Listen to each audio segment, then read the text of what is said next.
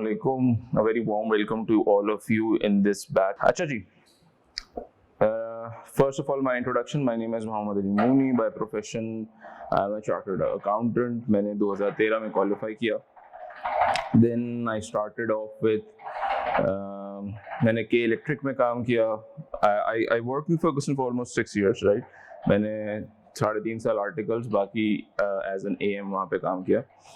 Then I started off with K Electric in an internal audit function, and then I started off with continued with K Electric as a deputy general manager in the business finance function.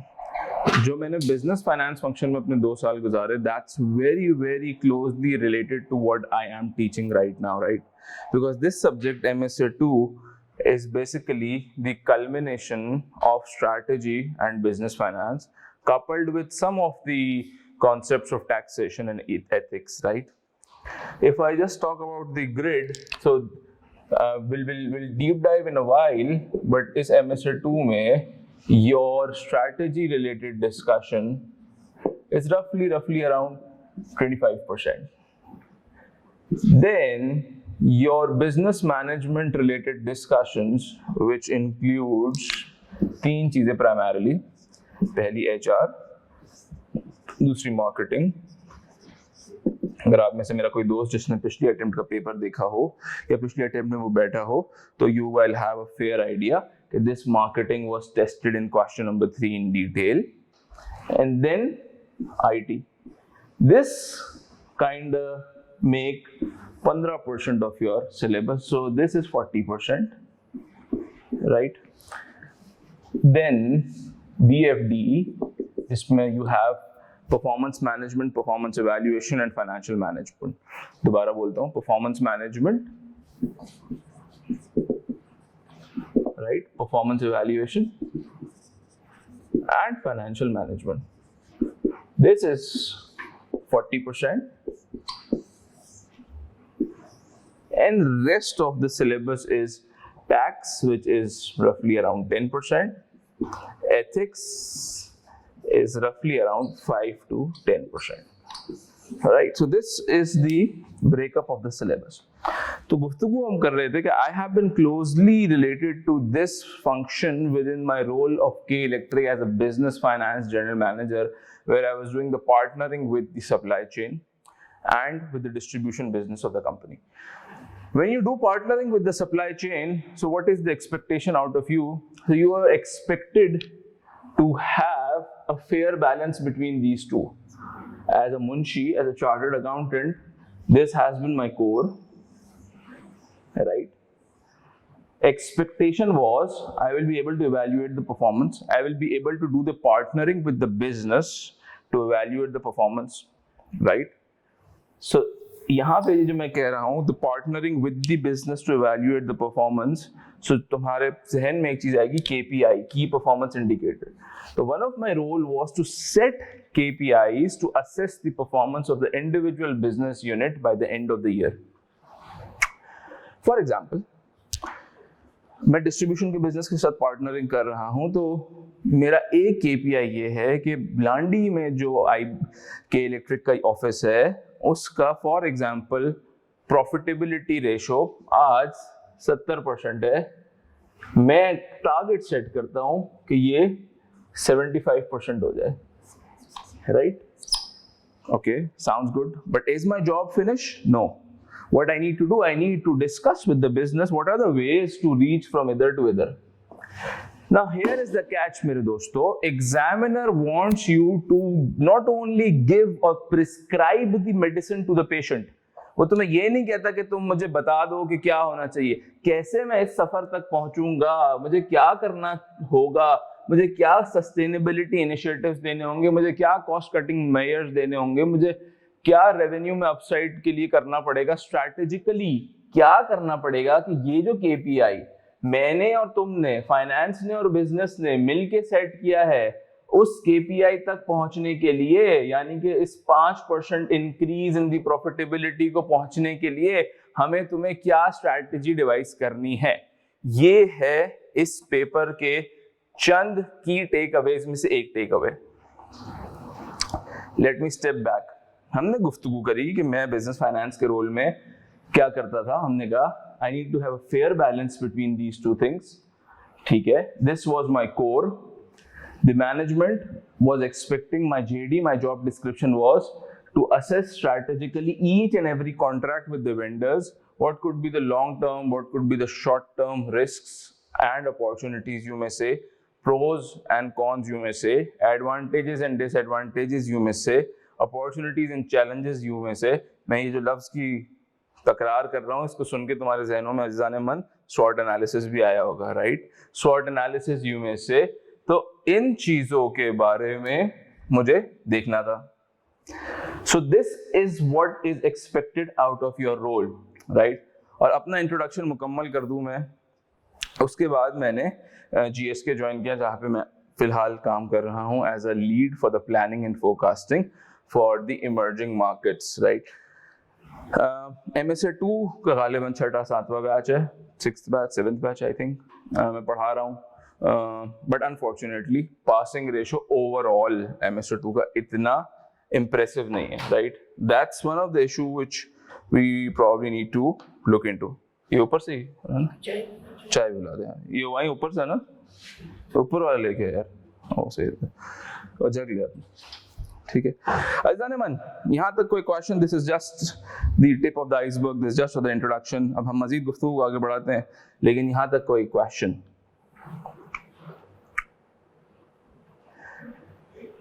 Let me set the agenda of today's discussion. आज हम 1 घंटे की, 1.25 घंटे की जो discussion कर रहे हैं, उसमें एजेंडा क्या है, राइट? सबसे पहला एजेंडा ये है कि I will brief you what this exam is, what the expectation of the examiner is, and what are the issues which we as an examinee has to address to pass this exam. Number 1. Number 2, I'll clearly set the expectation today कि what I will be delivering, what I will not be delivering, how we will be conducting the classes, and what will be the modus operandi, right? Number 3, I'll take you through the syllabus as well. What exactly is the syllabus? What could be tested? And under each topic मैं एक flavour देने की कोशिश करूंगा examiner किस तरीके के तुमसे सवाल पूछेगा, right?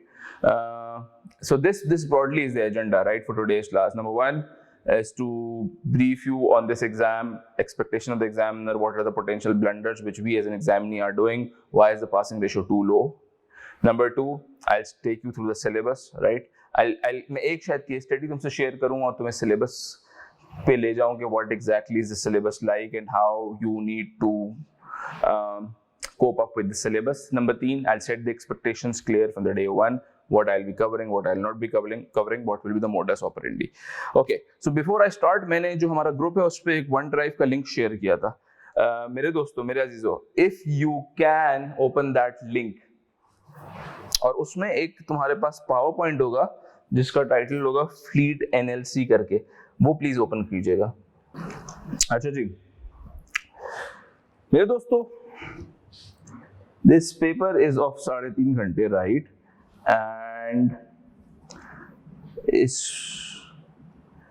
Okay, this paper is of 3.5 घंटा, राइट? एंड जैसे मैंने तुम्हें ग्रिड बताया कि एग्जाम में what is being tested is के roughly there is around 40% of portion, जिसमें 25% of portion pertains to strategy, 15% of portion pertains to HR, marketing, IT, and rest of the portion pertains to business finance decision. The art is that यहाँ पे सिर्फ business finance decision तुमसे test नहीं हो रहा, right?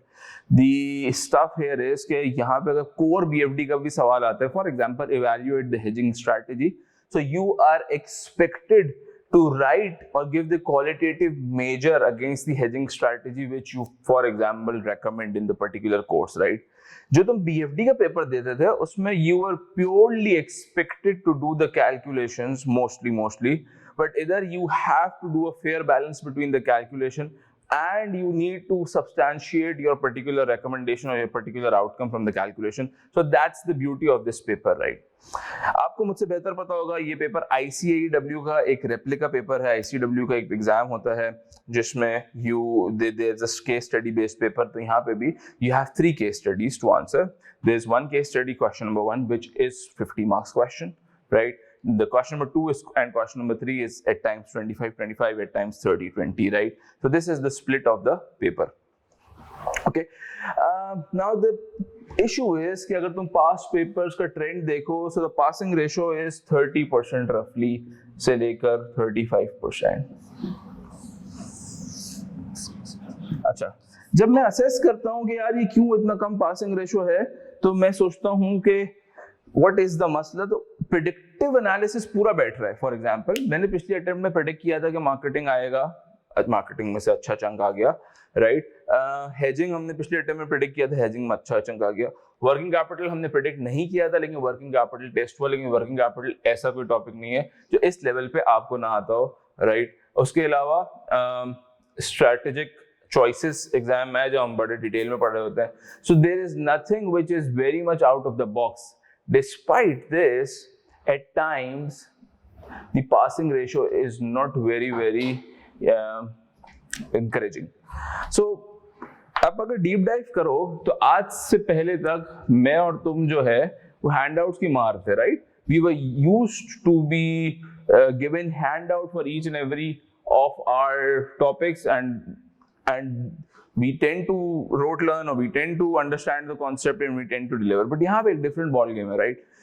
Because the examiner needs to test how smart you are, right? So the very मसला which मैं और तुम कर रहे हैं एग्जाम में वो ये है कि हम केस से अपने आप को कनेक्ट नहीं कर रहे हैं, राइट. फॉर एग्जाम्पल, वो पूछते हैं आपसे एक्विजिशन करना है, What are the 5 फायदे and 5 नुकसान of doing the acquisition? अब जो मुझे और तुम्हें याद है हम वो रिपीट करके आ रहे हैं एग्जाम में, लेकिन हम केस से लिंक नहीं कर रहे. अज़ीज़ान मन, ये बात मैं बड़े वसूख से कह सकता हूँ, 90-95% ऑफ द टाइम एग्जाम में जो पॉइंटर्स, जो क्वेश्चंस में जो पॉइंटर्स होते हैं वो तुम्हें क्लू, लिंक, हिंट दे रहे होते हैं to come up with the, to connect the dots, right. Connect the dots वाला इक्वेशन हम नहीं कर रहे, जिसकी वजह से we are not being able to deliver in the exam. Number 1. Number 2, हम क्या नहीं कर रहे, राइट. हम दूसरा काम ये नहीं कर पा रहे कि हम जो है बिजनेस मैनेजमेंट वाले पोर्शन में, आई अंडरस्टैंड, थोड़ी मार खा रहे हैं यहाँ पे. फॉर एग्जाम्पल, एग्जामिनर ने आपको सवाल दिया, अगर दिसंबर 2017 की गालिबन अटेम्प्ट थी, एसजीसी कंस्ट्रक्शन का सवाल था, मुझे अभी याद आ रहा है तो मैं इसलिए एग्जांपल आपको दे रहा हूँ. उसमें एग्जामिनर कहता है कि एक्सटर्नल मार्केट एनवायरनमेंट का असेसमेंट कर दो, assess the external market environment. उसने पूरा, उसमें क्वेश्चन नंबर 1 था, पूरे केस में डिटेल दी हुई थी, 10 मार्क्स का सवाल था. मार्केट एनवायरनमेंट असेस कर दो, 10 मार्क्स, गुड. फिर दूसरा सवाल था 8 मार्क्स का गालिबन, उसी में पार्ट बी, की रिस्क आइडेंटिफाई कर दो. यहां आप फंस गए. आपने बोला यार हर चीज तो मैंने यहां लिख दी है, यहां क्या लिखूं, राइट. और तुम खुद जब एग्जाम देते होंगे, चाहे बीएम का हो चाहे ये एग्जाम में अगर तुम पहले बैठे हुए हो, तुम्हें एक फीलर आएगा कि यार जो तुम्हारा जहन इस तरीके से ट्यून हुआ है कि जो पॉइंट्स तुमने ए में लिखे हैं पता नहीं क्यों, लेकिन वो जब तुम बी का आंसर लिखने बैठ रहे हो वो ऑटोमेटिकली वही पॉइंट रिपीट आ रहे हैं, राइट. तो होता क्या है, तुम उन्हीं पॉइंट्स को, उन्हीं मतलब को, उसी मफहूम को, you tend to write it in a different manner using different words, right. So vocabulary is not something for which you will be graced the marks, right? Conceptual delivery is something for which you will be graced the marks. So I personally think, I might be wrong, I mean I'm talking to a set of professional people who inshallah will be qualifying in an attempt, right? And आप दोनों दुनिया देखी हुई है और आप 19 papers qualify करके आ रहे हैं, एक पेपर कोई बड़ा मसला नहीं है. लेकिन मेरे नजदीक ये एरिया जो है ना, ये थोड़ा वीक होता है, हम इस पे फोकस नहीं कर पाते. अच्छा, नेचुरली थ्योरी पे फोकस करना मुश्किल है, बट ये मेरी बात ध्यान जहन नशीन रखें कि ये थ्योरी नहीं है अजीजों, ये बेसिकली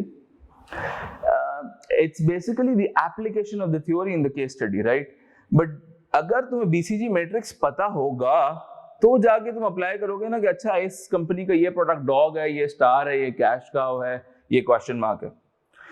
अगर तुम्हें फॉर एग्जाम्पल पेस्टल एनालिसिस पता होगा तो एक्सटर्नल एनवायरनमेंट का असेसमेंट करोगे ना, political, economical, social, technological, environmental, legal के नाम पे, right.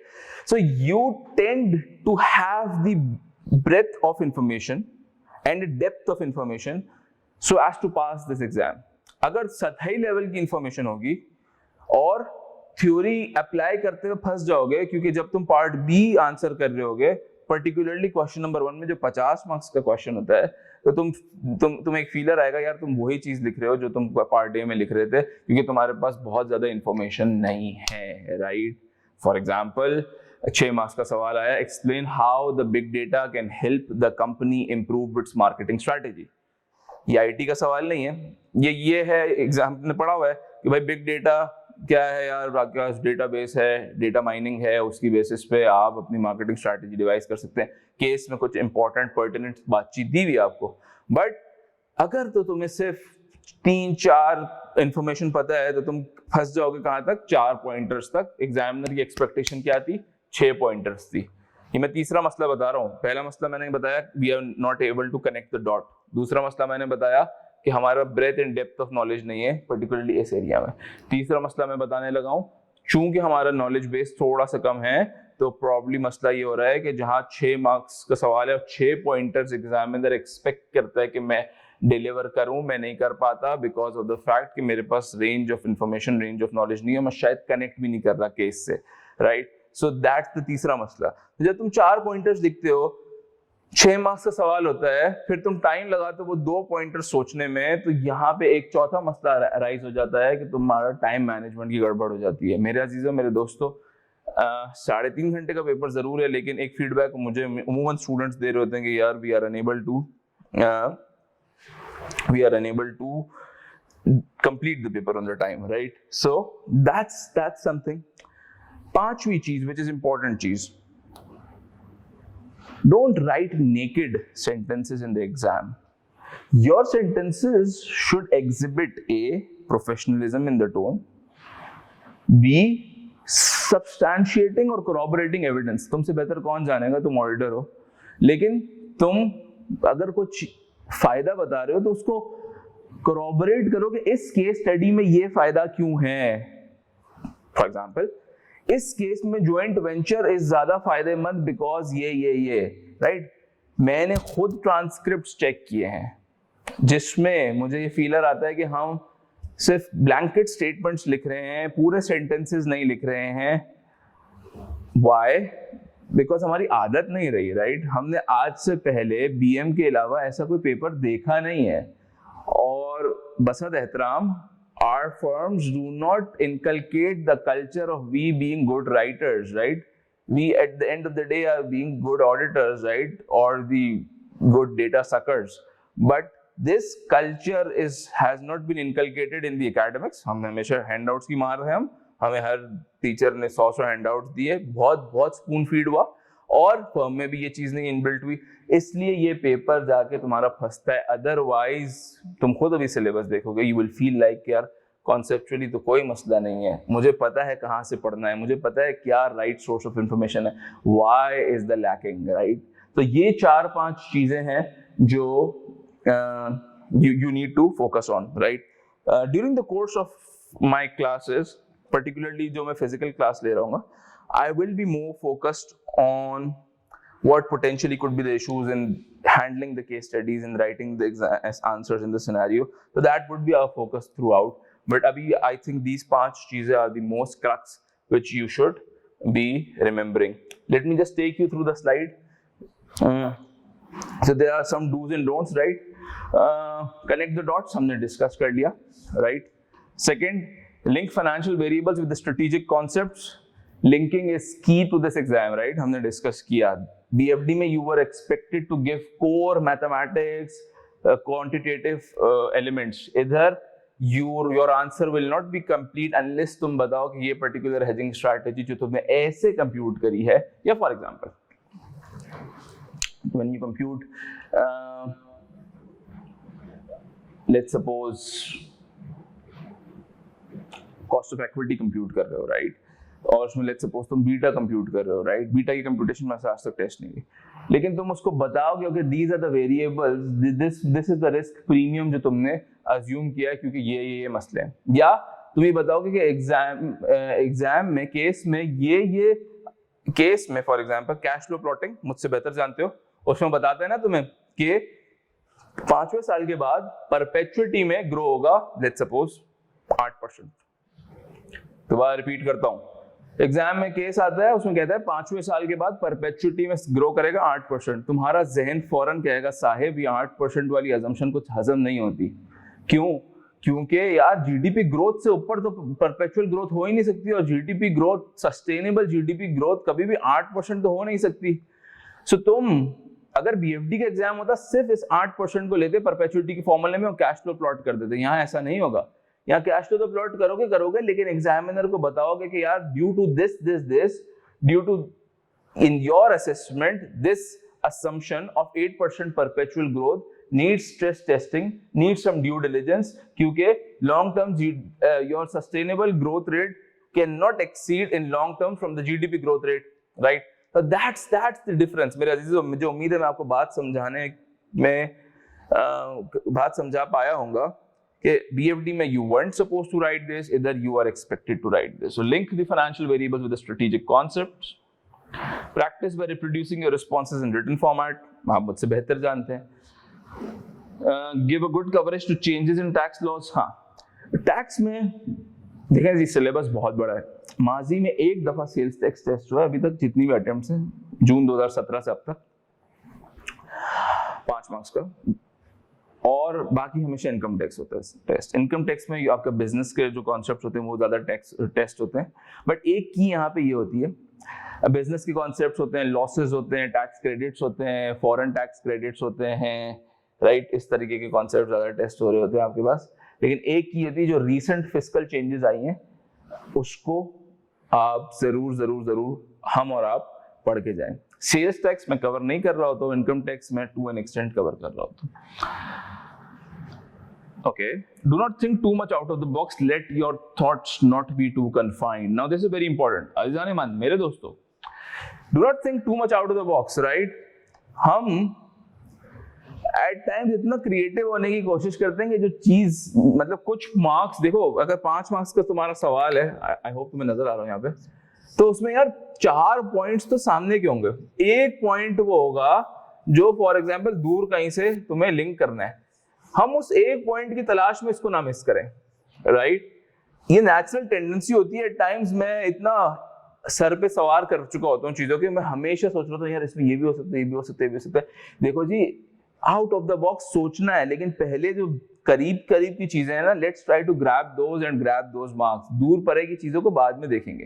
That's very very important. I think मैं आपको ये नहीं पहुंचा सका हूं अभी। We will practice and we'll see what is the issue, लेकिन that's the tendency, right? We tend to think too much out of the box, our thoughts confined नहीं होती, फिर पेपर mess up हो जाता है। ठीक है? You are professionals, the tone of your answer should depict that। ये हमने डिस्कस कर लिया। do not हमने डिस्कस कर लिए। do not take strategy part too easy, that's number 1 thing। मेरा बहुत फोकस होगा स्ट्रैटेजी की पार्ट पे जो 25 मार्क्स का। count on your previous knowledge, you need to brush up the concepts। Do not write too much irrelevant information in your transcripts. Do not rewrite information given in the questions. Do not procrastinate, right? So this is the do's and don'ts of the exam. This is just to set up the tone, how and what are the potential blunders which we could do in the exam, right? Okay. मेरा जो यहाँ तक कोई सवाल नहीं तो हम आगे बढ़ते हैं। Okay, there is a message. कौन है जी? Hamza Saab. Sir, our knowledge the BFD syllabus is based on more on the application, but MSA requires both the application and the critical evaluation and comments for the financial portion of the question. How can we build on this type of knowledge for your exam? Similarly, there are a lot of business theories and tools which we study, but I always find it difficult to apply on the same in a case study. How can we develop the ability to identify which type of tool to use for answering? आवाज बाकी लोगों को आ रही है? हसन को आवाज नहीं आ रही, बाकी लोगों को आ रही? असल चेक करना दोस्त, तुम्हारे स्पीकर में कोई इशू तो नहीं है। अच्छा, मैं हमजा का सवाल आंसर करने की कोशिश कर रहा हूँ। अच्छा देखो हमजा, दैट्स द इशू, अब तक डेवलप नहीं कर पाए, अब करनी है। देखो जस्ट टू एन एक्सटेंशन में जो थोड़ी बाद में डिस्कस करनी थी ये बात, ICAW की जो रिविजन किट के केस स्टडीज हैं एंड ICAW का जो प्रैक्टिस किट का मटेरियल है, that's the most useful information for this syllabus. लिखना चाहो लिख लो। आई नेवर रिकमेंड ICAP की workbook for this. I do recommend आपका BFD का register because that's something which you are very much familiar with. I do not recommend your BM की book of final CFAP. I recommend कि तुम ICW की theory लो. Number one, तो that helps you brush up your concept, it helps you case वाली चीज़ है, right? Number two, you need to start doing things on paper, right? एक चीज तो मैं तुम्हें बोल सकता हूँ यार, तुम क्लास जब करते हो तो ओवर द पीरियड तुम्हें you tend to improve your ability, but कितना तुम इम्प्रूव कर जाओगे, क्या तुम पेपर पास कर जाओगे, that depends on both of us कि मैं कितना इनपुट देता हूँ और तुम कितना आउटपुट देते हो. But I think for you it's important कि यार तुम ये असेस करो, try to read the mind of the examiner कि तुमसे वो क्या डिफरेंट चाह रहा है.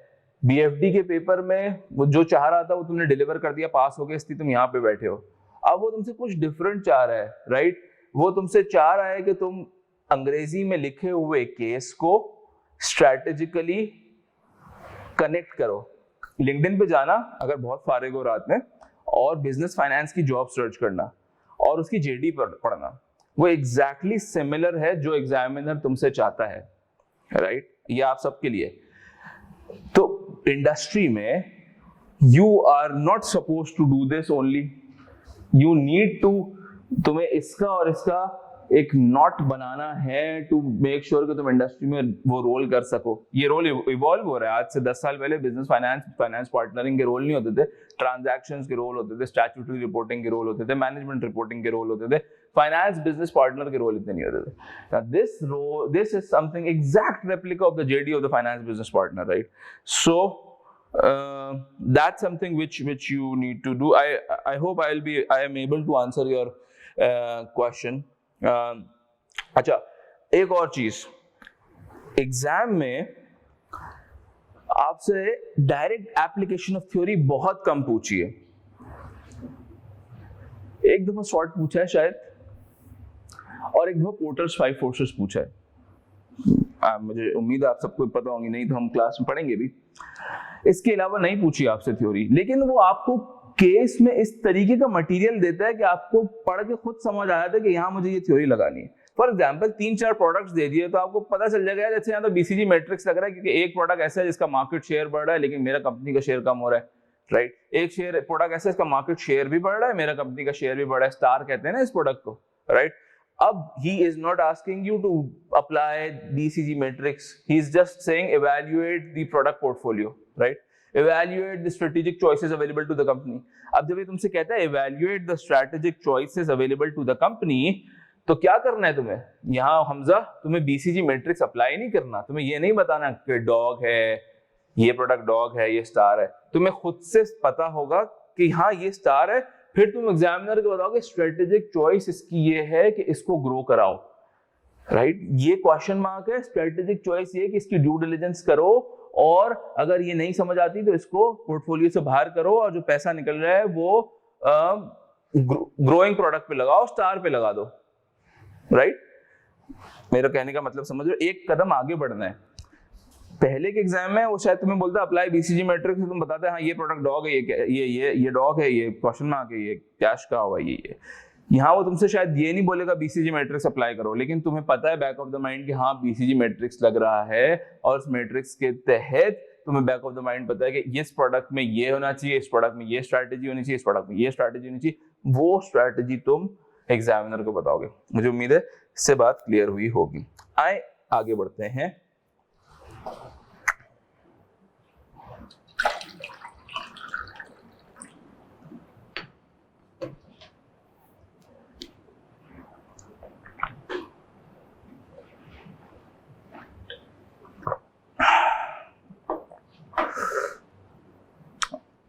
अच्छा जी, एक 5 मिनट लेते हैं, एक केस स्टडी पे बात करते हैं, राइट? और फिर उससे मैं उम्मीद है आपको सिलेबस समझा सकूंगा. एक ऐसी केस बनाया है, इस एक कंपनी है मूसा एंड को, they have a fleet of 1600 plus owned vehicles. अच्छा अजाने मन, I would need your support input इस केस को अंत तक, मंतकी अंजाम तक पहुंचाने के लिए, कंक्लूड करने के लिए. मैं चाहता हूं बड़े गौर से इसको देखें और फिर मुझे हेल्प करें इसको सॉल्व करने में। एक कंपनी है जिसके 1600 के लगभग गाड़ी है, विंटेज मतलब कितना पुराना, 10 साल की एवरेज लाइफ है। अच्छा, ड्राइवर्स का मसला है कि यूनियन बनी हुई है, तो ड्राइवर्स में यूनियन बनी हुई, ये सुनते ही मेरे जहन में अच्छा ड्राइवर्स का मतलब ये है कि मैं जब भी कोई ड्राइवर के बिजनेस मॉडल में या कुछ चेंजेस करने जाऊंगा, यूनियन जो है मसला कर देगी। ठीक है। High cost of operation and maintenance, एक गाड़ी पे 3 ड्राइवर्स हैं, ऑपरेशनल कॉस्ट बहुत ज्यादा है, मेंटेनेंस कॉस्ट बहुत ज्यादा है। इसको पढ़ के मेरे जहन में आ रहा है अच्छा यार ये गाड़ी बार बार खराब हो जाती होगी, रुक जाती होगी, स्टेशन पे चली जाती होगी, मेंटेनेंस वर्कशॉप पे चली जाती होगी, वो भी खर्चा है। अच्छा, डिमांड बढ़ रही है, राइट। मैं एक ये देख रहा हूं तुम तस्वीर, ये मैं एक यूटिलिटी कंपनी हूँ, बिजली की कंपनी हूँ, मैं के इलेक्ट्रिक हूँ लेट्स सपोज, राइट। ये मेरा एक फ्लीट है, तो मैं यूटिलिटी सर्विसेज देता हूँ, मेरा डिमांड बढ़ रही है। अच्छा, इसको सोच के मेरे जहन में ये भी आ रहा होगा तुम्हारे कि यार बार बार गाड़ी अगर खराब हो रही है तो मैं सर्विस सही नहीं कर पा रहा हूँ, तो मेरे टर्न अराउंड टाइम्स भी इम्पैक्ट हो रहे हैं, मेरा कस्टमर भी इम्पैक्ट हो रहा है, मेरी गुडविल भी इम्पैक्ट हो रही है। ओके, जस्ट ब्रेनस्टॉर्मिंग कर रहा हूँ। पैसा नहीं है मेरे पास, limited financial resources for capex है। जो ड्राइवर्स हैं वो चोरी भी करते हैं, गाड़ी को मिसयूज भी करते हैं, अपने घर पे भी गाड़ी ले जाते हैं, शादी में भी ले जाते हैं, पिकनिक पे भी ले जाते हैं, हाईवे पे गाड़ियां खड़ी है दिखती है, तार टूट जाता है, वहां गाड़ी नजर नहीं आ रही सही करने के लिए। ठीक है, एक ड्राइवर कंपनी को 50,000 का पड़ता है, मार्केट की कॉस्ट है 25,000, मसला है। ठीक है, fuel efficient vehicles available in the market है, मेरा मसला क्या है, मेरे पास पैसा नहीं है, केपेक्स नहीं है लगाने को। अजीजो, दोबारा रिपीट करता हूं, 1600 गाड़ियों का फ्लीट है, 10 साल की एवरेज लाइफ है, एक गाड़ी पे 3 ड्राइवर्स हैं, ड्राइवर्स यूनियनाइज्ड हैं, मैं एक मोनोपोली में एनवायरनमेंट पे ऑपरेट करता हूं, यूटिलिटी कंपनी हूं, मेरे पास ड्राइवर्स जो हैं वो चोरी भी करते हैं, मेरी गाड़ी की ऑपरेशनल कॉस्ट भी ज्यादा है, मेंटेनेंस भी ज्यादा है, प्रॉब्ली इसकी वजह से मैं सर्विस मेरी डिलीवर नहीं हो पा रही, राइट। अगर तो मेरे पास बहुत ज्यादा फ्लीट है तो ठीक है, अदरवाइज मेरा फ्लीट इतना नहीं है तो फिर मेरे सर्विस लेवल्स मुतासिर हो रहे हैं, मेरे पास पैसा नहीं है इन्वेस्ट करने के लिए। ये पूरी केस स्टडी है। अब आप बताएं इस केस को आप कैसे अप्रोच करेंगे, how will you approach this case. मैं कोई रिक्वायरमेंट नहीं बता रहा, मैं नहीं बता रहा कि मैं आपसे क्या चाहता हूं, मैं आपसे समझना चाह रहा हूं कि एग्जामिनर ने अगर ये केस दिया आपको, और ये तगड़ा केस है, एग्जाम लेवल का केस है, अगर मैं इसको अच्छी अंग्रेजी में और 5-6 फाइनेंशियल मैट्रिक्स डाल दूं तो अच्छा केस है। अब मुझे बताओ कि एग्जामिनर आपको क्या रिक्वायरमेंट देगा इस केस में।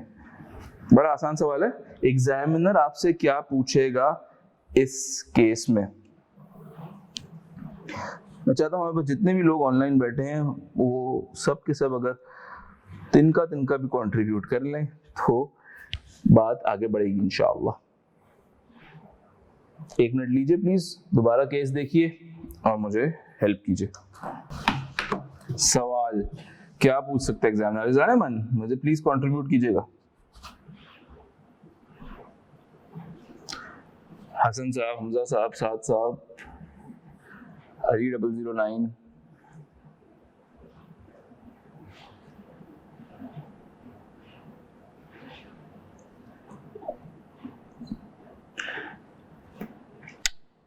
there can be requirement of identify the effects of the current situation given. Okay, how to trim the cost.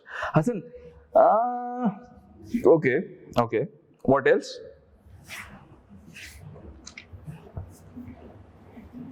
How can we improve the setbacks faced in the business?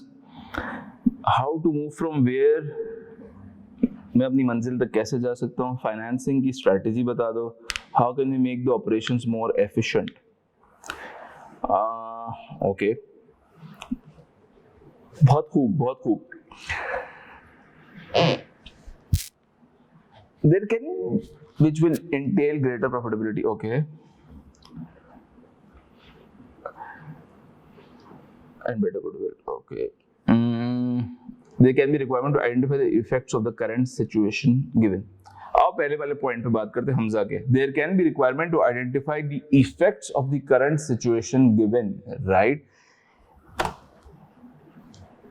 इस चीज को मैं कहता हूं strategic analysis, right. पहले analyse तो कर लूं कि है क्या, मसला क्या है, मसले की तह तक तो पहुंच जाऊं। इस चीज को कहते हैं मेरे दोस्तों स्ट्रैटेजिक एनालिसिस, और यही तुम्हारे एग्जाम का, तुम्हारे सिलेबस का पहला चैप्टर है, स्ट्रैटेजिक एनालिसिस, राइट। मुझे अगर ये मिल जाए,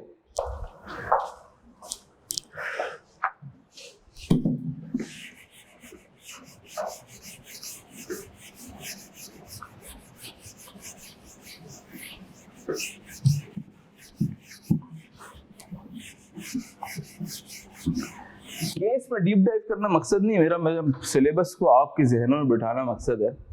स्ट्रैटेजिक एनालिसिस देखो यार, हमजा ने कहा इफेक्ट्स देख लेते हैं। अच्छा, व्हीकल्स फ्यूल एफिशिएंट नहीं है, ठीक है, इससे ये होगा, क्या होगा, मेरा फ्यूल की एफिशिएंसी नहीं होगी। कस्टमर सर्विस पुअर है, ठीक है, मेरा ह्यूमन रिसोर्स के मैनेजमेंट इशू है यूनियन की वजह से। रेपुटेशनल इश्यूज हैं, हसन ने बताया, कॉस्ट ब्लीड हो रही है, हसन ने बताया ट्रिम करनी है कॉस्ट। सर ये मेरा स्ट्रैटेजिक एनालिसिस है। हमजा का दूसरा पॉइंट, मैं कहाँ खड़ा हूं, मुझे कहाँ पहुंचना है, where am I right now, ये स्ट्रैटेजिक एनालिसिस, मैं किधर खड़ा हूं, स्ट्रैटेजिक ऑब्जेक्टिव, मेरी मंजिल क्या है। अच्छा, मुझे स्ट्रैटेजिकली कस्टमर सर्विस को इंप्रूव करना है, रेपुटेशनल रिस्क को कम करना है, अपने फ्लीट की अवेलेबिलिटी को बढ़ाना है, कॉस्ट को कम करना है, लीगल इश्यूज को कम करना है, कोर बिजनेस पे फोकस करना है, सर्विस डिलीवरी बेहतर करनी है। अजीजों, सबसे पहला सिलेबस का पॉइंट स्ट्रैटेजिक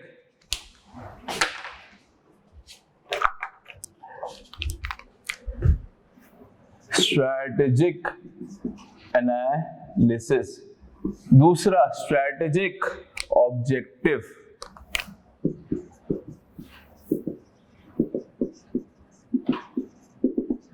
तीसरा पॉइंट, सर मैंने देख लिया मेरे मसले क्या है, मैंने मेरी मंजिल, मेरा हदफ भी कभी तयन कर लिया, अब यहां से यहां पहुंचने के लिए, इस सफर को करने के लिए there are certain options which I need to opt. कुछ स्ट्रेटेजिक चॉइसेस हैं मेरे पास जिसको यूज करते हुए मैं पहुंचूंगा मेरे मंजिल तक, मेरे स्ट्रेटेजिक ऑब्जेक्टिव तक, राइट। क्या स्ट्रेटेजिक चॉइसेस हैं? फॉर एग्जांपल मैं असेसमेंट करूंगा। देखो यार, मेरे पास स्ट्रेटेजिक चॉइसेस हैं, अभी इंपॉर्टेंट डिस्कशन है, कि मैं पुरानी गाड़ियों को रिप्लेस कर दूं, ठीक है। अच्छा, पैसा है? सर पैसा नहीं है, तो मसला क्या है, क्या लिक्विडिटी है नहीं। अच्छा, क्या मैं लोन ले सकता हूँ? केस बता रहा है कायबार बहुत ज्यादा है, बेहतर नहीं है आज लोन लेना। अच्छा, फ्यूल एफिशिएंट हो जाएंगे, टेक्निकल अपग्रेडेशन। और दूसरा देखते हैं, ड्राइवर्स को आउटसोर्स कर देते हैं। अच्छा, आउटसोर्स करूंगा तो क्या होगा? सर ग्रेचुइटी के पैसे देने पड़ेंगे, इतने सारे ड्राइवर्स को आप निकालेंगे, अगर आपकी 1600 गाड़ियां हैं, हर गाड़ी पे 3 ड्राइवर है, तो 4800 तो आपके ड्राइवर हो गए सर, राइट। पुराना फ्लीट वहीं का वहीं रहेगा, तो सर्विस लेवल बेहतर नहीं हो पाएगा। तीसरा ऑप्शन ये, सेल एंड लीज बैक कर दो। सेल एंड लीज बैक क्या मतलब? सर आप वेंडर्स को ऑनबोर्ड करो, उनको बोलो कि ये लो मेरी गाड़ी चलाओ तुम, और जो है उनको गाड़ी बेच दो, और उनको बोलो तुम मुझे दोबारा लीज बैक कर दो, ताकि तुम्हारा भी जो फाइनेंशियल, इतनी सारी गाड़ियां, 1600 गाड़ियां तुम मुझसे एक साथ नहीं खरीदोगे, तो मैं सेल एंड लीज बैक कर लेता हूँ। होगा क्या कि ड्राइवर्स भी वेंडर मैनेज करेगा, गाड़ी भी वेंडर मैनेज करेगा, और मेरा जो केपेक्स का मसला है वो भी खत्म हो जाएगा। किया क्या हमने कहा अच्छा पहले तो दस्तरख्वान पे बिछाएं कि क्या क्या खाने के ऑप्शंस अवेलेबल हैं, राइट, मेन्यू में क्या क्या है।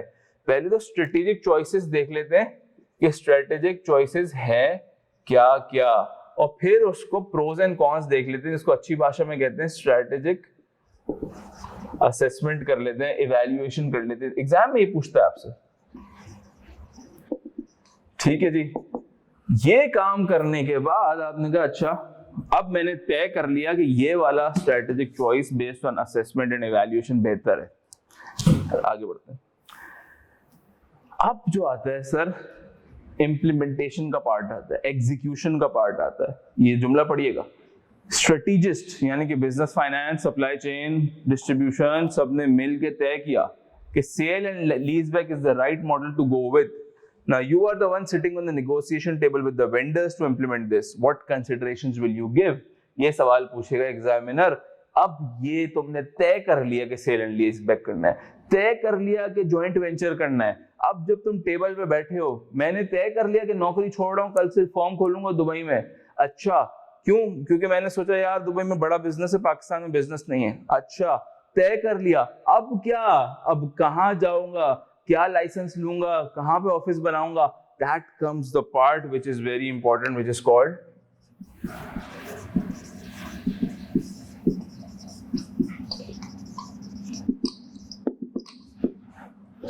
strategic implementation। मेरे दोस्तों, ये मैंने आपके सामने 25 मार्क्स का सिलेबस का ड्रॉ कर दिया। स्टार्टिंग ऑफ विद, इस पे ग्रिप होनी चाहिए, इस पेपर के लिए पास करने के लिए इस पे ग्रिप जरूरी है, that's given. Starting of with strategic analysis, मसला क्या है, राइट? केस को समझना, केस को असेस करना कि व्हाट इज द मसला, then moving onwards from strategic analysis to strategic objectives। strategic objectives के बाद strategic choices पे देख लिया, strategic choices के बाद यहाँ पे evaluation होगी, pros and cons होंगे, risk and ops होंगे, strategic assessment होंगी, फिर implementation का पार्ट आ जाएगा। ये जब मैं तीनों पार्ट कर लेता हूँ, फिर यहाँ पे एक लाइन खींचता हूँ मैं, और ये बिजनेस रिस्क मैनेजमेंट होता है, जो इसके बाद आता है कि अच्छा अब बिजनेस की कंटिन्यूटी की क्या रिस्क है। अब फॉर एग्जांपल बाहर जा रहा हूँ, रिपैट्रिएशन रिस्क तुम्हारे जहनों में आएगा, पैसा पाकिस्तान में रिपैट्रिएट करना एक रिस्क है। पाकिस्तान कुछ दिनों पहले डॉलर का इतना मसला था, जो एक्सपोर्टर्स थे वो पाकिस्तान में डॉलर लेके ही नहीं आ रहे थे, अपनी पेमेंट्स दुबई में उतार रहे थे। क्यों? उनको डर लग रहा था पाकिस्तान से डॉलर गवर्नमेंट फ्रीज कर देगी, गवर्नमेंट के रिजर्व्स खत्म हो रहे हैं। तो बिजनेस रिस्क मैनेजमेंट, राइट, कायबा बहुत बढ़ गया, बिजनेस रिस्क मैनेजमेंट, राइट। बाहर जा रहा हूं, अच्छा business risk management strategic implementation में बड़ा थिन लाइन होती है, राइट। बाहर जा रहा हूं, ह्यूमन रिसोर्स के मसले हैं, राइट, मुझे अगर वहां पे बिजनेस सक्सेसफुल करना है तो गोरे को ही हायर करना है, तो ह्यूमन रिसोर्स के लिए स्ट्रैटेजिक इंप्लीमेंटेशन कैसी होगी और रिस्क मैनेजमेंट कैसी होगी, राइट। करेंसी जो है पाकिस्तान की एग्जांपल, बहुत ज्यादा डिवैल्यू एंड एप्रिसिएशन डेप्रिसिएशन हो रही है, मैं हेज करके भी अपने आप को रिस्क को शायद मैनेज नहीं कर पाऊंगा। How will I do business risk management, right. मैं आपसे अगले 5 एग्जांपल्स दे सकता हूं, बट आपको मुझसे बेहतर पता है ये सारी चीजें, राइट। तो ये आपके पास सिलेबस का पहला पार्ट हो गया। अब आ जाओ यहाँ पे तीसरे पार्ट पे, अजीजान मन, यहाँ अगला 15 marks is your marketing information strategy and human resource. इस दफा लास्ट अटेम्प्ट में ह्यूमन रिसोर्स भी इसने आपसे पूछा, बोनस का शायद पूछा था, केपीआई का पूछा था, मार्केटिंग भी पूछा था। Information strategy, core information strategy नहीं पूछता, हाँ, लेकिन आपसे information strategy, database, information strategy को एचआर मार्केटिंग से लिंक करके एग्जामिनर उमूमन आपसे पूछता है, राइट हो गया। उसके बाद ये एक इम्पोर्टेंट मैंने अलग से यहाँ पे हाईलाइट किया, स्ट्रेटेजिक परफॉर्मेंस मैनेजमेंट, सबसे लास्ट में। स्ट्रेटेजिक परफॉर्मेंस मैनेजमेंट बड़ा इजी है, लेकिन एग्जामिनर कभी कभी दे देता है, कुछ नहीं होता, आपको बोलता है यार असेस कर लो इस कंपनी को। एसीसीए में एग्जामिनर उमूमन इस तरीके के केस देता था, जिसमें वो कहता है आप असेस कर लें इस कंपनी को, बैलेंस शीट दे दी, कैश फ्लो दे दिया, पीएनएल दे दिया, और आपसे एक्सपेक्टेशन है कि परफॉर्मेंस मैनेज असेसमेंट कर लें और परफॉर्मेंस बेहतर करने के लिए रिकमेंडेशन दे दें, राइट। इसको मैं इधर भी मर्ज कर सकता था, but just to have your attention मैंने इसको अलग से लिख दिया। तो ये आपका प्योर बिजनेस मैनेजमेंट के टॉपिक्स हो गए, ये कल्मिनेशन हो गया बिजनेस मैनेजमेंट में बीएफडी का, राइट। इस वाले में you need to link, otherwise तुम नहीं पास कर सकते। इधर ज्यादातर लिंकिंग रिक्वायरमेंट नहीं होती, इधर प्योर होता है कॉन्सेप्चुअल, ठीक। फिर you have this valuation, right. Valuation में asset based valuation, income based valuations, enterprise value की बेसिस पे valuation, cash flow based valuations, ये सब होती है, हम देखेंगे। Financial instruments, financial markets, debt, equity, debt की कॉस्ट, इक्विटी की कॉस्ट, कैसी फाइनेंसिंग बेहतर है, कैसा फाइनेंशियल स्ट्रक्चर बेहतर है, क्या हेजिंग इंस्ट्रूमेंट्स होंगे, ये सारी चीजें तुम पढ़ी हुई है। We will try to brush up this concept in working capital. I think पिछली 2 अटेम्प्ट से टेस्ट हो रहा है, आई डोंट नो इफ इस दफा टेस्ट होगा या नहीं होगा, बट ये गाहे बगाहे एग्जामिनर टेस्ट करता है, राइट। या तो वर्किंग कैपिटल टेस्ट करता है या स्ट्रैटेजिक परफॉर्मेंस मैनेजमेंट टेस्ट करता है। Last but not the least, tax and code हमने डिस्कस किया। तो this basically sums up the syllabus which we have to cover in our exam। यहाँ तक कोई सवाल है तो पूछे, नहीं तो हम आगे बढ़ेंगे।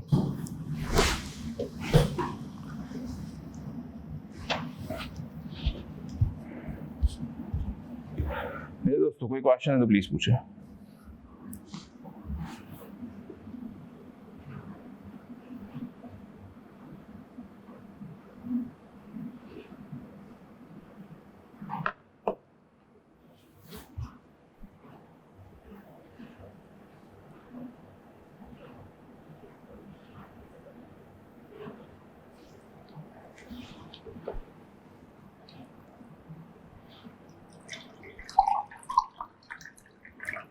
नहीं तो आए आगे बढ़ते हैं। आप वन ड्राइव पे प्लीज जाइए, और एक मैंने आपके पास हैंड आउट रखा हुआ है।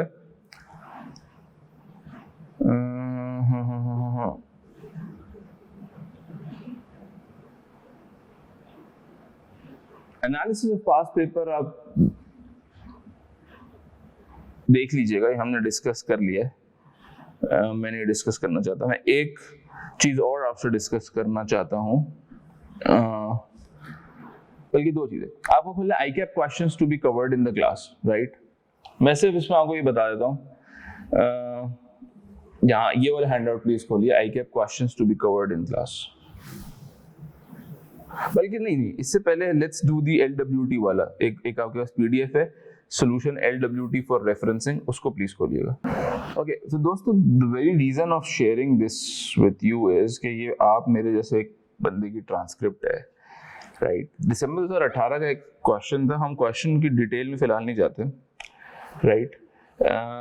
बट द क्वेश्चन वाज कि एनालाइज कर लो परफॉर्मेंस स्ट्रेटेजिक ऑब्जेक्टिव। अभी हमने स्ट्रेटेजिक परफॉर्मेंस ऑब्जेक्टिव हमने डिस्कस किया, प्योर वो क्वेश्चन था, बड़ा अच्छा, लाहौर वर्ल्ड ट्रैवल्स के नाम से क्वेश्चन है। अगर मौका लगे तो देखिएगा, वरना शायद हम क्लास में कर भी लें। I mean now I just want to tell you कि हम क्या गलत कर रहे होते हैं। अगर आप 5 मिनट लें, आई अंडरस्टैंड राइटिंग इतनी मजे की नहीं है, बिकॉज ये प्योर ऐसा ट्रांसक्रिप्ट जिस तरीके से आप लोग लिखते हैं एग्जाम में, लेकिन इसमें मैंने क्या किया हुआ है, मैंने एक पॉइंट के अगेंस्ट कमेंट लिखा हुआ है कि यार इसको यूं बेहतर कर सकते थे, ये चीज इसमें ऐड होनी चाहिए थी, ये चीज इसमें नहीं लेस होनी चाहिए थी, राइट।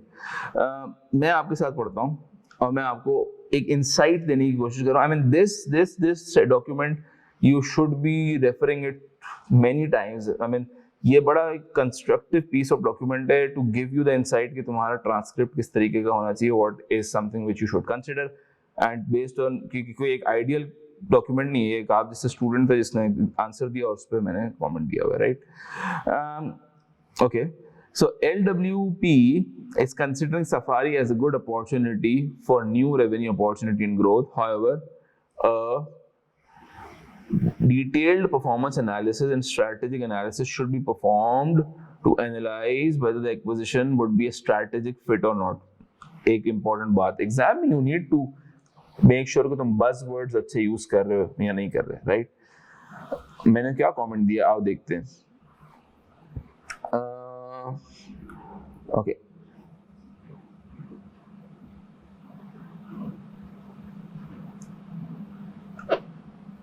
एक थोड़ा और पढ़ते हैं। We can analyze Safari's performance as follows. फिर ये क्या कह रहा है, revenue of the company has increased by इतना % during 2018 with इतना % increase in number of customer. Okay, pure financial assessment है।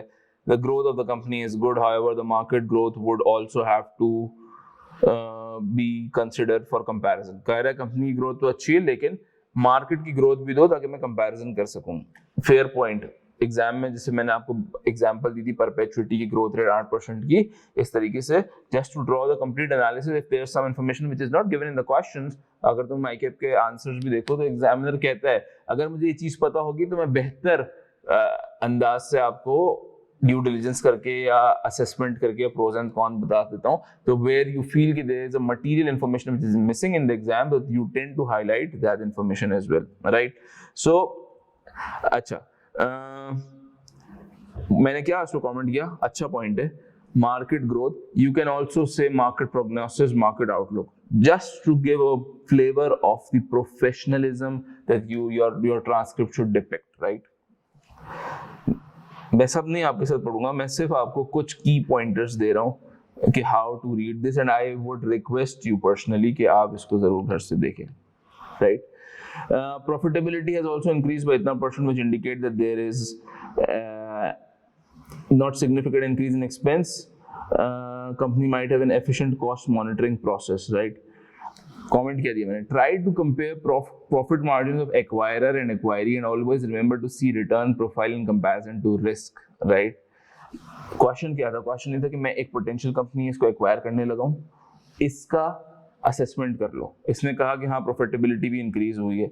मैं इसको क्या कह रहा हूँ कि प्रॉफिट मार्जिन हमेशा असेस करो जिसकी जो तुम्हारी कंपनी हो, जिसको तुम एक्वायर करने जा रहे हो, राइट. याद करो ईपीएस में बूटस्ट्रैपिंग का रिलेटेड कुछ कॉन्सेप्ट्स तुमने डिस्कस किए होंगे. Try to compare the profit margins of acquire and acquiree, and always remember to see return profile in comparison to risk. See if the additional return is sufficient to compensate risk, or let's say if the acquired return percentage is less, then it could be the case that your future cash flows are unsustainable to your business model and is being obsolete, and overall तुम्हारा business जो है उसकी value कम हो जाए, stock market में impact है, blah blah blah blah, right? So just giving you the flavor. एक और point, you get a side expand with it इस साल में, so it is likely that it benefit should accrue to the entity in 2018, right? अब लोग मैंने क्या comment दिया, बोट्सवाना इस दूर की कोड़ी, मैंने कहा था ना कुछ करीब के पॉइंट्स होते हैं, पहले उसको ग्रैब करो. As we used to say, the question says it has increased the available capacity by 1/3. Nowhere says about booking. It is not a wrong point, but as we used to say, there are a couple of other prima facie points based on the information given in the question which could be prioritized first. I hope I'm being able to deliver my profit, right? Okay. Try using more formal words like indicate, depicts, exhibit, portrays, demonstrate, advocates, but make sure you only use such words when you are sure that this is not distorting the meaning and not taking much time of yours. The key to pass is complete the paper simple, right? ये document को मैं समझता हूँ एक बड़ा prime document है मेरा, तो इसलिए मैं चाहता हूँ कि आप लोग इसको देखो, राइट.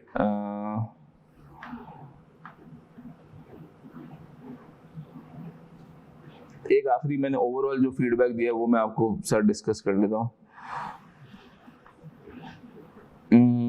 हाँ, परफॉर्मेंस एनालिसिस बेहतर हो सकती थी, आप फोकस करते गियरिंग पे, रिटर्न कैपिटल पे, एक्वायरर की पोजीशन क्या है, और असेस करते कि पोटेंशियल एक्विजिशन किस तरीके से फिट होगी ओवरऑल स्कीम ऑफ थिंग्स. शायद आपको ये बातें थोड़ी हवा में लग रही हो और थोड़ा आप रिलेट कर पा रहे हो. The point is that A, you tend to have the professional tone. B, you need to make sure कि you are covering what is key to the case. तुम्हारे पास 10 पॉइंटर्स होंगे, 5 मार्क्स होंगे, लेकिन वो 5 मार्क्स तुम खुश हो जाओगे यार मुझे तो 10 बातें पता है, लेकिन वहां तुम्हें चूज करनी है वो 5 स्पेसिफिक बातें which can help you in delivering it, right? Okay. Now हम इसको बाद में इंशाल्लाह डीप डाइव करेंगे जब हम एक्चुअल में सवाल कर रहे होंगे, लेकिन मैं चाहता हूँ कि आप इसको घर पे एक दफा देखिएगा. Now third agenda of today's class and then we end. मैंने आपके पास वन ड्राइव पे जो लिंक दिया उसमें आपको मैंने की आईकैप क्वेश्चन जो हम क्लास में या रिकॉर्डिंग्स में कवर कर रहे होंगे वो दे दिए हैं, just to set the expectation कि हम आईकैप के कौन से क्वेश्चंस कवर कर रहे होंगे, कौन से क्वेश्चंस कवर नहीं कर रहे होंगे. जो मैंने आपको दिए हैं क्वेश्चंस उसमें हम 95% क्वेश्चंस जरूर इंशाल्लाह कवर कर लेंगे, and that sums up to 70 to 75% of the questions of the ICAP, right. उसके अलावा हम आईकैप की जो वर्कबुक है उसका 2 क्वेश्चंस कवर करेंगे. एक ग्राफिटी वाला क्वेश्चन है, एक और क्वेश्चन है, 2 क्वेश्चंस वो कवर कर रहे होंगे. उसके अलावा आईसीएडब्ल्यू के वर्कबुक के 6 से 9 questions, somewhere in between 7-8 questions हम कवर कर रहे होंगे. मैंने आपके पास बुक जो वन ड्राइव पे एक और डॉक्यूमेंट दिया हुआ है विच इज कॉल्ड की. मैं अभी स्क्रीन शेयर ये तो आपको दिखा भी देता हूँ. देखें जी, एक मैंने ICAP questions to be covered in the class, ये देख लीजिएगा. आईसीडब्ल्यू रिवीजन किट की क्वेश्चंस, इसमें मैंने ये नहीं लिखा हम कौन से कवर करेंगे, लेकिन मैंने ये जरूर लिखा है कि कौन से ऐसे क्वेश्चंस है 40 क्वेश्चंस में से जो आपको प्रैक्टिस करने की जरूरत है, कौन से जो सिर्फ पढ़ने की जरूरत है, कौन से जहाँ पे आपको ड्राफ्ट करने की जरूरत है. That's very important, right. अगर आप डे 1 से इस ग्रिड को फॉलो कर लेंगे तो you will have sufficient practice, right. इसमें मेरा क्या कंट्रीब्यूशन है? मेरा सिर्फ ये कंट्रीब्यूशन है कि मैंने आपको डायरेक्शनली बता दिया कि यार ये वाला क्वेश्चन सिर्फ पढ़ लो, ये वाला क्वेश्चन है पढ़ने की भी जरूरत नहीं, ये चीज तुम्हारे सिलेबस का पार्ट नहीं है, ये वाला क्वेश्चन है प्रैक्टिस कर लो, ये वाला क्वेश्चन है ड्राफ्ट कर लो। तो that's the directional input which I have given. तीसरी चीज जो आपको नजर आ रही है, एनालिसिस ऑफ पास्ट पेपर्स। ये वो एनालिसिस है जो अभी हमने यहाँ पे किया। मैंने यहाँ पे year by year, question by question किया हुआ, आप देख लीजिएगा अगर आप इंटरेस्टेड हो। चौथी चीज यहाँ पे आपको नजर आ रही है, ये पास्ट पेपर्स, आईकेप के पास्ट पेपर्स हैं। मैं एक दफा देख लूंगा, ये मैंने कंप्लीट, इस शायद लास्ट अटेम्प्ट इसमें नहीं है, वो मैं डाल दूंगा। मैंने यहाँ पे आईसीडब्ल्यू की रिवीजन किट भी यहाँ रख दी है, और ये जो नेक्स्ट क्लास में मैं स्ट्रैटेजिक एनालिसिस करूंगा उसका मैंने हैंड आउट भी रख दिया। Now, अब हम इम्पोर्टेंट चीज कि how will we take the class. I would say, without exaggerating, that I will be taking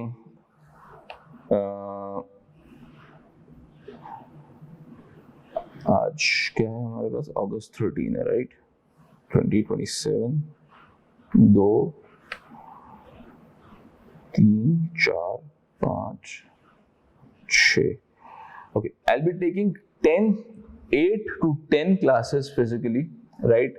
2.5 घंटे की आज तो ओरिएंटेशन क्लास थी, बट दैट वुड बी 2 से 2.5 घंटे की class, right? So 20 hours of your session will be physically, and you will be having the recorded lectures which is there on the portal. कुछ मैं इस attempt के लिए exclusively record करा रहा हूँ, कुछ मेरा historic database बना हुआ है। That would be around 25 lectures. Each on average is 2.25 घंटा।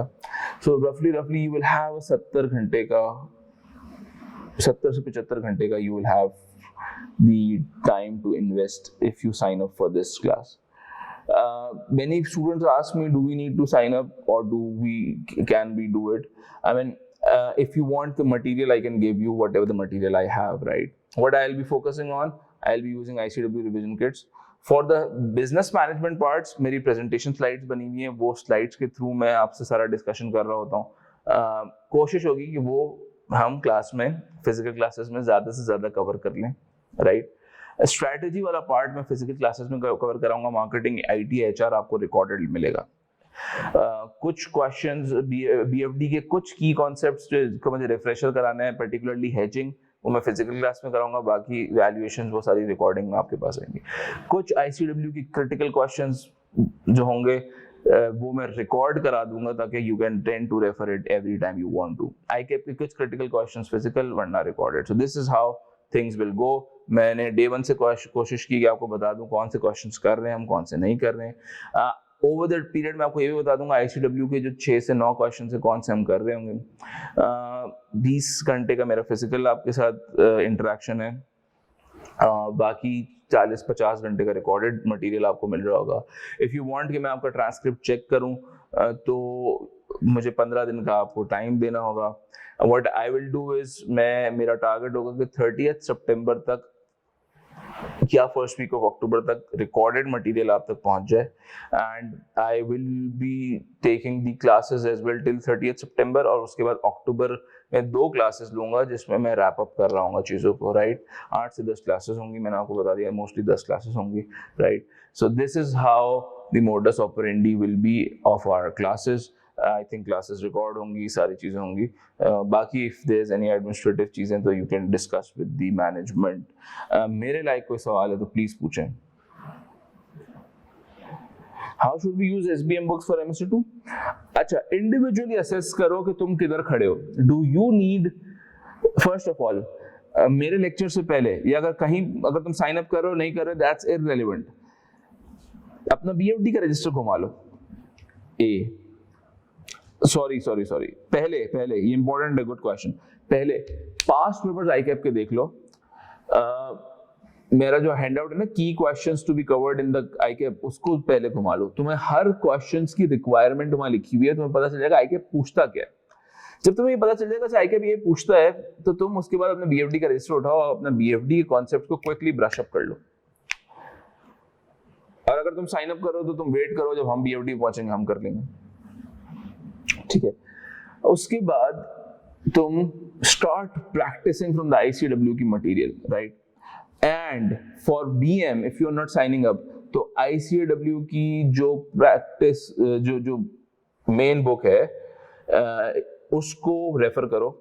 उसमें तुम्हारे पास एग्जैक्टली यही चैप्टर्स हैं, strategic analysis, strategic choices, strategic implementation, business risk management, strategic performance objective, strategic performance management, marketing, IT, human resource management. शुरू के 7 chapters हैं, 7-8, उसको तुम पढ़ लो, you are good to go, you are in a very comfortable position अगर वो तुम सारे ये 7-8 चैप्टर्स पढ़ लेते हो। हमारा सीक्वेंस क्या होगा, हम सबसे पहले स्ट्रैटेजी से स्टार्ट करेंगे, जो 25 मार्क्स का मैंने आपसे डिस्कस किया था, ये वाली चीज ये हम कर रहे होंगे। उसके बाद हम BFD पे जंप कर जाएंगे, इसका पूरा BFD खत्म करेंगे, including working capital, hedging, financial structure, financial valuations. उसके बाद पेसअप करेंगे प्रैक्टिस क्वेश्चंस पे। उसके बाद जाके मैं मार्केटिंग, IT, HR का आपको रिकॉर्डेड लेक्चर्स दूंगा, राइट। उसके बाद मैं आपको जो भी रिकॉर्डेड स्टफ होगा वो दूंगा, और एंड में हम एथिक्स में मैं CCG कवर नहीं कराऊंगा, कोड ऑफ एथिक्स के क्वेश्चन जरूर कवर कराऊंगा, दैट्स इंपॉर्टेंट, आपको पता होना चाहिए कैसे ड्राफ्ट करना है, 3 से 4 क्वेश्चंस कवर कराऊंगा।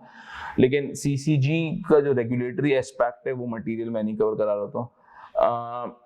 टैक्स में income tax I will do, sales tax I will not. Income tax में भी डेफिनेटली यू अंडरस्टैंड, पूरा तो नहीं हो सकता, लेकिन हमारा सीक्वेंस ये होगा, this followed by all BFD, followed by marketing, IT, HRM, followed by tax, and the practice questions will come in between. So this would be our sequence.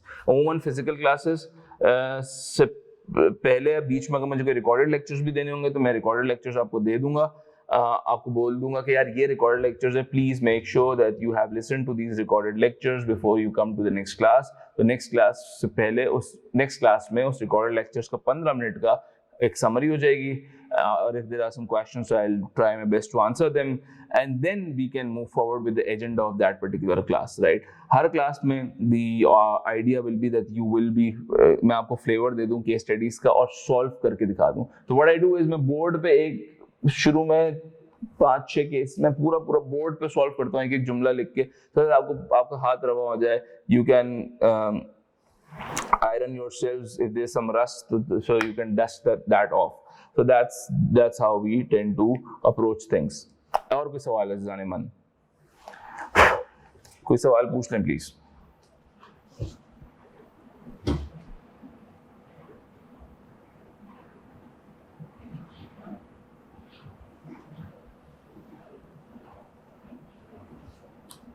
If there are no questions, probably we'll end the call. Okay, this is Ali Mooni signing off. खुदा आपका हामी और नासिर हो। इंशाल्लाह फिर आपसे मुलाकात होगी अगले हफ्ते। अपना ख्याल रखिएगा।